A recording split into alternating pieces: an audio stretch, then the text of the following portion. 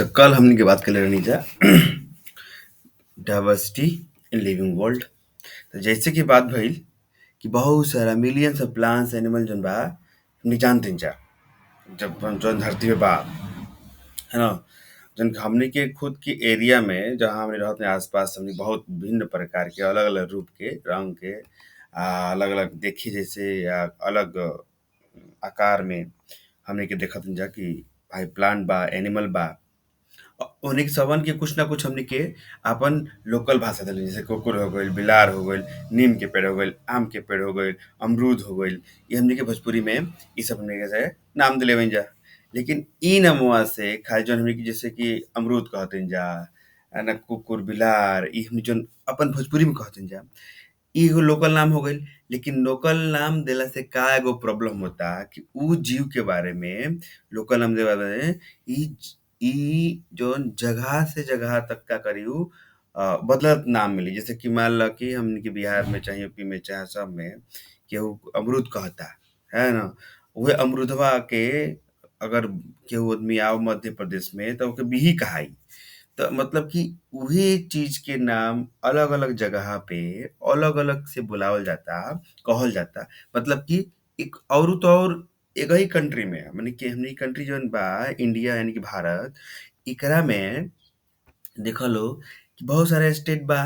बहुत स्टेटों में बहुत सारा डिस्ट्रिक्ट बा। डिस्ट्रिक्टों में अगर आदमी जाई ना त एगो पेड़वा के नमवा हमनी के इ डिस्ट्रिक्ट में कुछ कह देनी जा और उ डिस्ट्रिक्ट में कुछ और कही।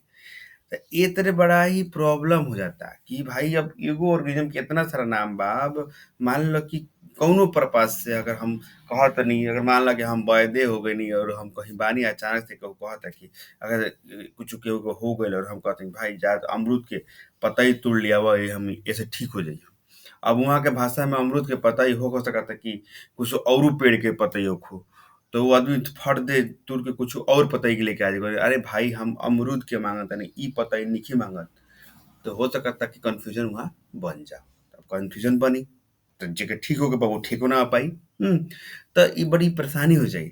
तब एकरा खातिर कुछो ना कुछो एगो स्टैंडर्ड एगो अइसन मेथड डेवलप करे पड़ी, अइसन प्रक्रिया डेवलप करे के पड़ी या करे के पड़ल, ज़रूरी पड़ल पहिले के ज़माना से अभी तक लेके कि भाई कि जितना जीव बा ओकर एगो स्टैंडर्ड नाम होखो और एगो कोनो पद्धति होखो, कोनो नियम होखो ओकर नामकरण करे खातिर। तो उ नामकरण करे खातिर जौन प्रोसेस भइल, जौन पूरा कि अब ओकरा से इ बात भइल कि भाई अइसन हमनी के करण कइल जाओ कि जौना से एक नाम जौन ओकर बा इ एकही देश में ना कौनो देश में रहो, कौनो जगह में रहो, कहीं भी रहो उ नाम से उहे नाम से जानल जाओ। एगो स्टैंडर्ड नाम हो, पूरा वर्ल्ड में, पूरा दुनिया भर में जानल जाओ, है ना?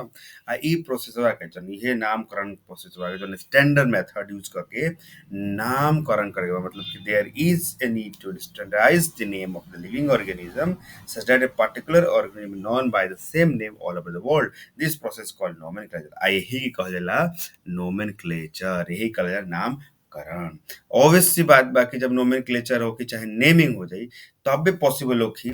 अच्छा कौनो चीज़ के हमनी के नामकरण कर सकल जाई तबे पॉसिबल होखी कि एकर में स्टैंडर्ड तरीका से जब उ जीव के बारे में हमनी के अच्छा से जाने सकल जाई, ओके अच्छा से व्याख्या कर सकल जाई। जैसे कि भाई उ जौन देखत हई उ जानवर ह कि पौधा ह?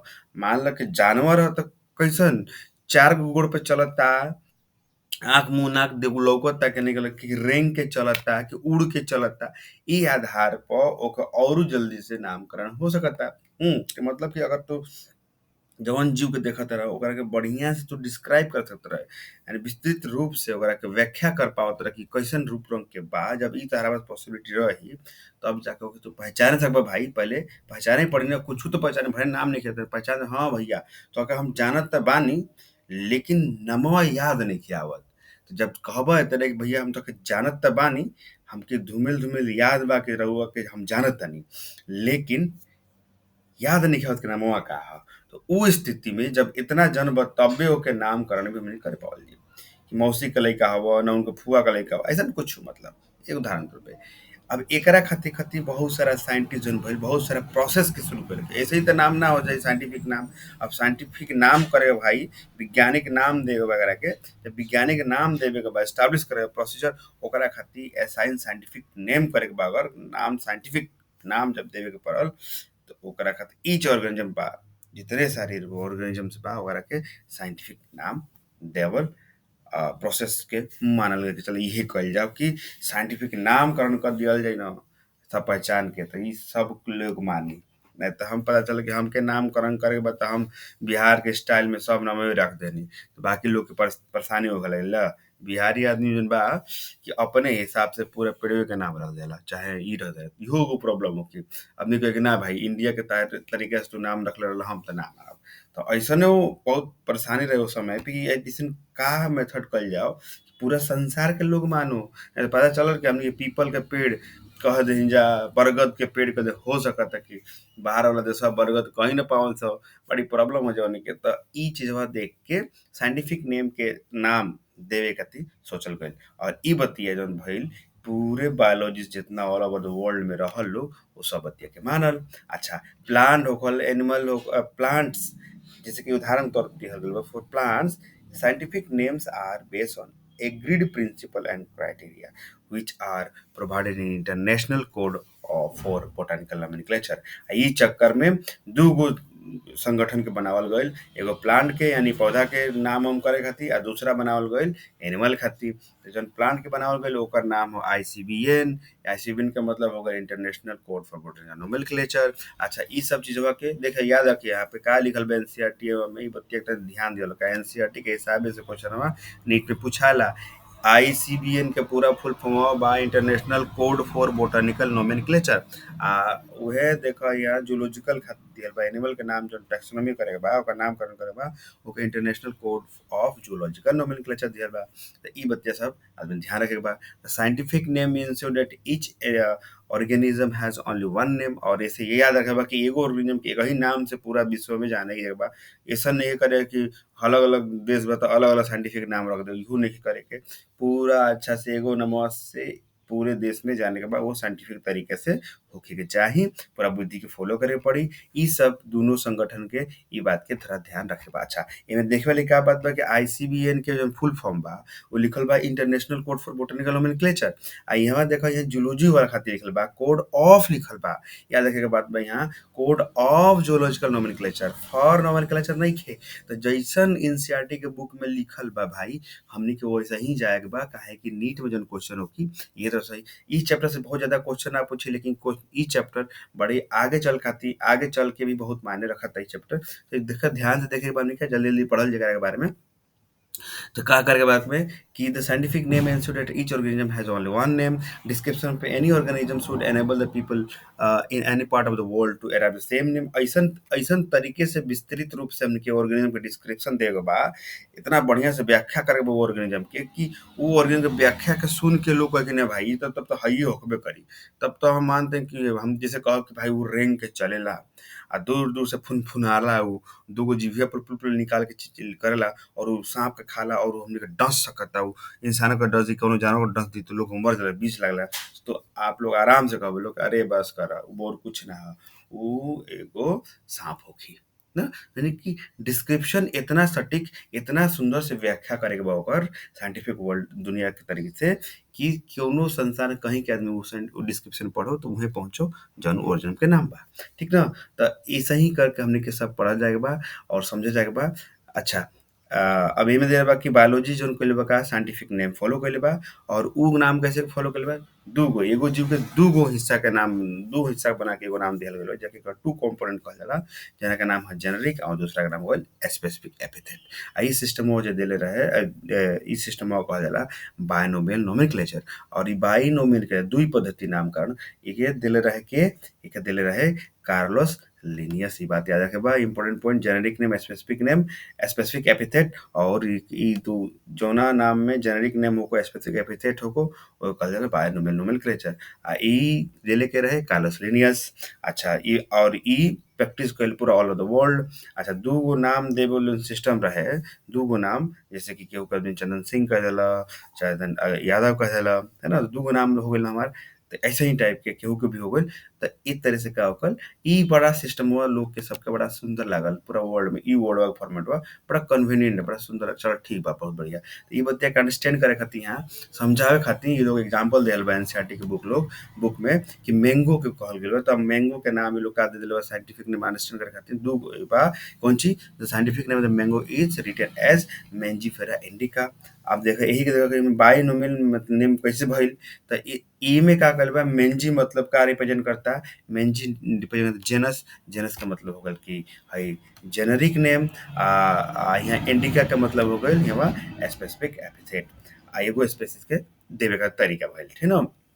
त और का बा खाली इतने करे बा दुई गो नाम देवे बा नहीं कुछ और एक अंदर रूल बा जौन रूलवा के सबके आपके सबके याद रखे के बा कि एगो कौनो बायोलॉजिकल नाम अगर दिया हो साइंटिफिक तरीके से वो लिखल रहे के चाही कैसन में लैटिन भाषा में और कैसन रहे के चाही अगर ओके लिखल बा टाइप कल गेल बा जैसे हम लैपटॉप में हम देखावत तनी मेंजीफेरा लेखा लिखल बा तरे है ना मेंजीफेरा लिखल बा चाहे मेंजीफेरा इंडिका ही यहाँ लिखल बा है मेंजीफेरा इंडिका ई के भाषा कैसे लिखल बा ई लिखल बा इटैलिक में मतलब तनी चाहे टेढ़ टेढ़ लिखल बा है ना टेढ़ हई सीधा सब बा हई सब सीधा लिखल बा हई टेढ़ लिखल बा एके इटैलिक फॉन्ट कहल जाला लिपि कहल जाला ठीक।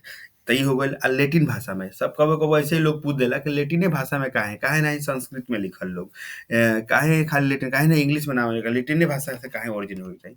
तो लोग कहेला कि एकरा के बड़ा सुंदर सी बात बा कि लैटिन जौन भाषा बा ना एके मृत भाषा कहल गइल बा। मृत भाषा कहे के मतलब ई नइखे कि उहाँ जौन लोग लैटिन भाषा बोलेला उ मर गइल बा चाहे उ नइखे नहीं बा लेकिन खास बात ई बा कि लैटिन जौन भाषा बा ना हई एकरा में ना पर्यायवाची शब्द नइखे।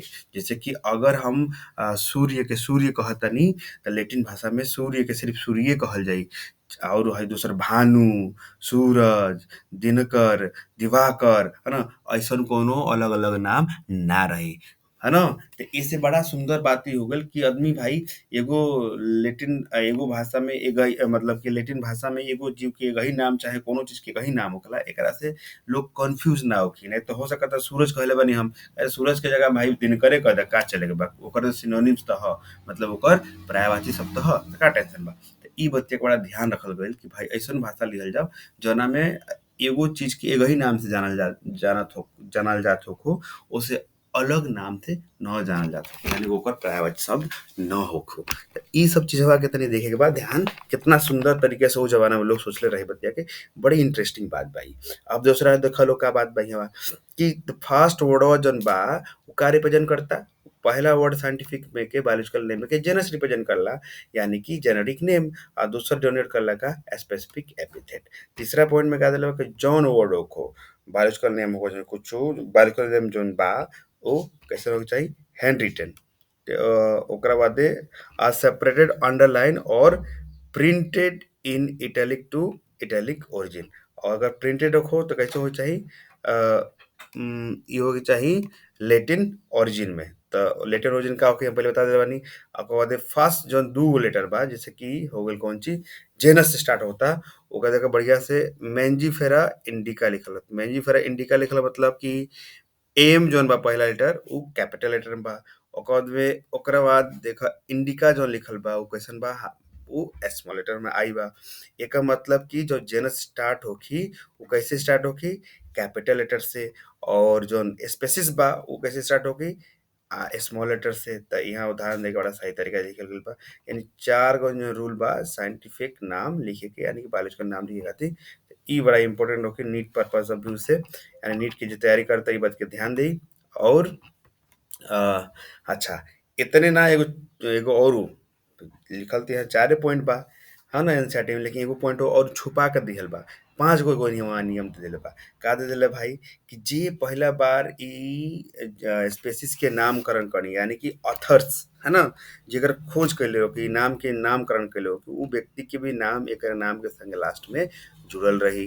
त का हो के भाई त लिखल बा का मेंजीफेरा इंडिका के पहले बार के डिस्क्राइब करे रहे विवरण देले रहे तो उ देले रहे लिनियस यही से एकरा के नाम के लास्ट में स्पेसिफिक एपिथेट के लास्ट में लिनिन लिख देबो का लिख देबो बा लिनिन मेंजीफेरा इंडिका लिनिन यही से का इंडिकेट करता कि ई पहला बार के डिस्क्राइब करे रहे लिनियस ने करे रहे। अच्छा इहो एग्जाम में कबो कौन पूछेला कि एकरा में से दिहल गईल जो नामकरण गईल साइंटिफिक नेम दिहल गईल बा इ सही तरीका से कौन लिखल गईल बा। तो कबो लिखी एम स्मॉल लेटर में और आई कैपिटल लेटर में, तो रूल तो टूट गईल।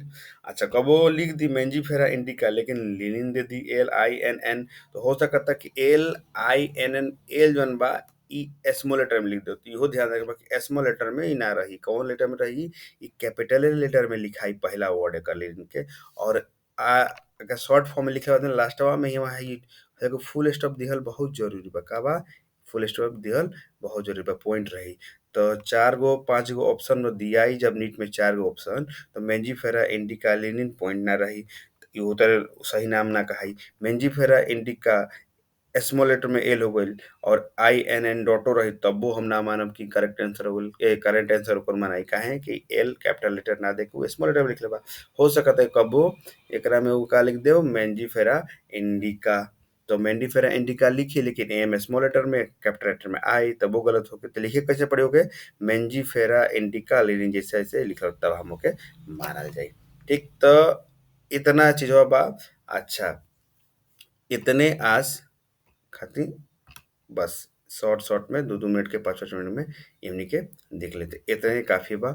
ओकरा बाद नेक्स्ट में करनी क्लासिफिकेशन देख लियल जाई, फिर टेक्सचर में देखल जाई और ओकर बाद धीरे धीरे एगो चीज़ के हमनी के विवरण दे दिहल जाई और विवरण देके बाद में ई ठीक हो जाई। तो ई चैप्टर कंप्लीट हो जाई 2 दिन में, ई चैप्टर के कंप्लीट कर दिहल जाई। और फिर एकरा में क्वेश्चन आंसर कौन सी आवता वो क्वेश्चन आंसर के भी हमनी के डिस्कस कर देवल जाई। ठीक।